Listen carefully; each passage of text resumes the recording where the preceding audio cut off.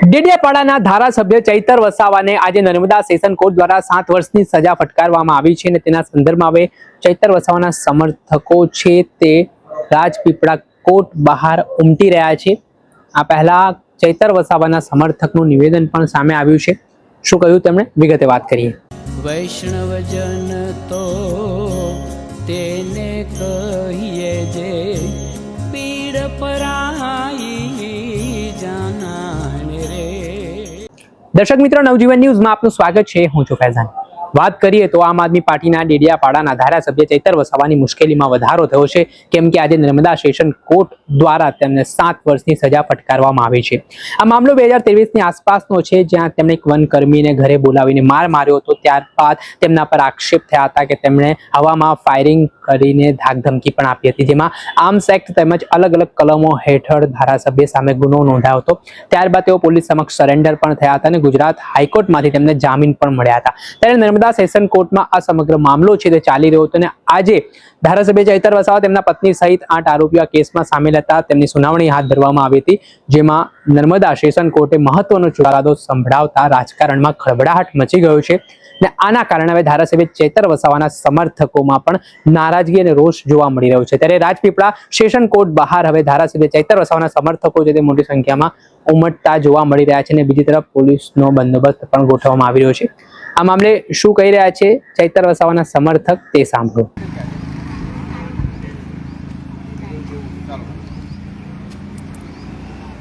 જય આદિવાસી જય જોહાર।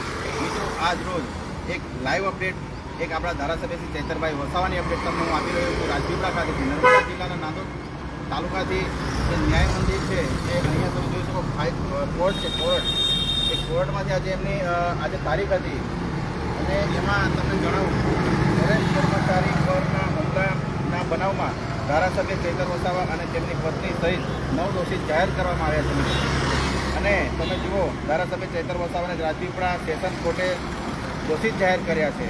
રાજપીપળા સેશન કોર્ટે ચૈતર વસાવાને દોષિત જાહેર કર્યા। ફોરેસ્ટ કર્મચારી પર હુમલાના કેસમાં દોષિત જાહેર કર્યા।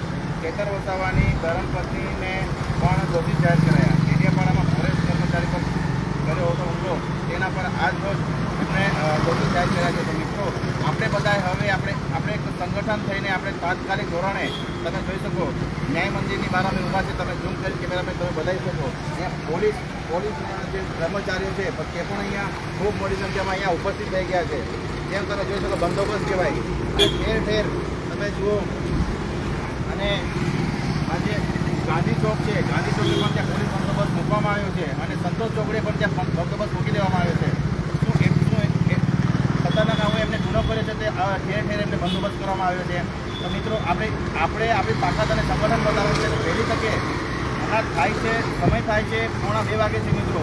તો ટૂંક જ સમયમાં આપણે ખૂબ મોટી સંખ્યામાં આપણા ધારાસભ્ય ચૈતરભાઈ વસાવાના સમર્થકો વહેલી તકે અહીંયા રાજપીપળા ખાતે જે ન્યાય મંદિર છે, કોર્ટ છે, ત્યાં બધાએ ઉપસ્થિત રહેવું અને તમે જુઓ એના સમર્થકો ધીરે ધીરે આવી રહ્યા છે અને ઝઘડિયાથી અને બધે ભરૂચ અંકલેશ્વરથી બધા આવી રહ્યા છે, તમે જોઈ શકો છો અહીંયા કેવડિયાથી અને સમગ્ર જગ્યાએથી આજુબાજુના વિસ્તારમાંથી એમના સમર્થકો આવી રહ્યા છે અને આપણે બધાએ હવે આપણે સપોર્ટ કરવાનો છે મિત્રો અને આપણે બધાએ હવે જાગૃત થઈને હવે આપણે સાહેબશ્રીને સપોર્ટ કરવાનો છે। અને તમે જો બંદોબસ્ત જાણે કે કોઈ એવા કોઈ ગુનેગારે ના પકડેલા હોય તેવી રીતે બંદોબસ્ત મુકાઈ ગયો છે અને અમે કહ્યું કે અંદર જવા દો તો અંદર પણ નથી જવા દેતા।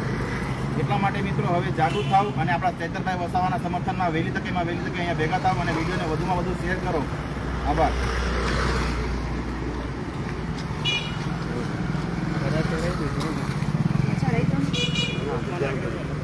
ફટાફટ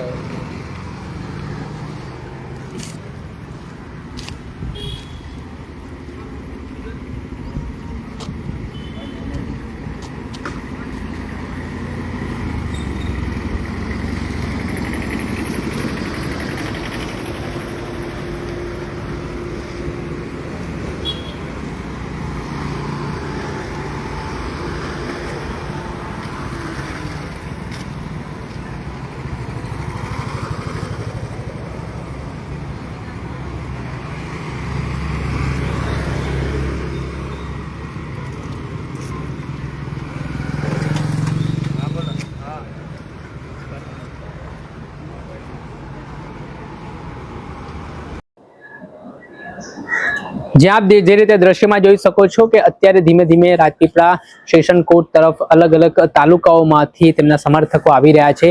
ધારાસભ્ય સામે જે ગુનો નોંધાયા બાદ હવે જે સજા ફટકારવામાં આવી છે ત્યારે તેના કારણે આદિવાસી વિસ્તારનું રાજકારણ ગરમાવાની શરૂઆત થઈ છે અને મામલો ગરમાતો દેખાઈ રહ્યો છે.